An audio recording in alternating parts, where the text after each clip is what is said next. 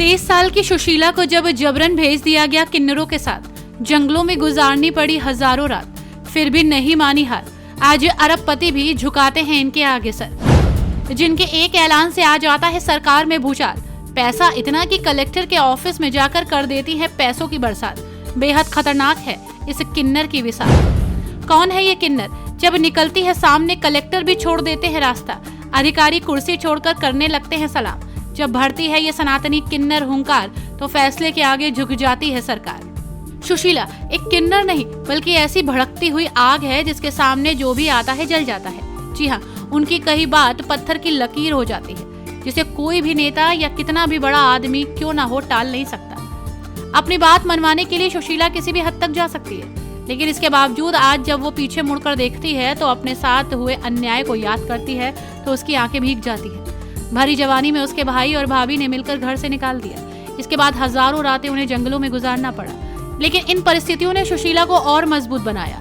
इसके बाद अब वो धधकती हुई ज्वाला है जिसके सामने अच्छे अच्छे लोग खौफ खाते हैं। आज की डेट में इसके पास पैसा इतना ज्यादा है कि नोटों की गड्डी तो यूं ही उड़ा देती है।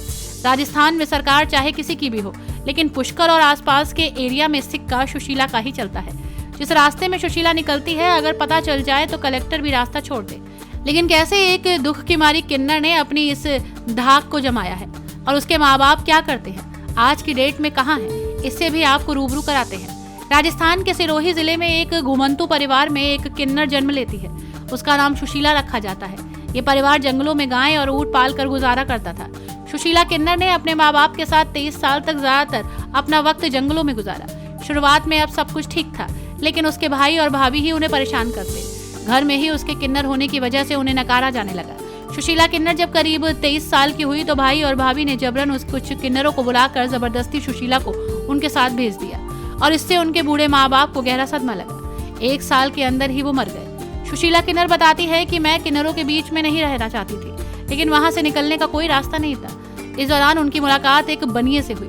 उन्होंने उनकी मदद की और करीब 25,000 रुपए दिए। पैसे से सुशीला ने कानूनी लड़ाई लड़कर केस जीता और अपना खुद का गाय पालने का व्यापार भी शुरू किया।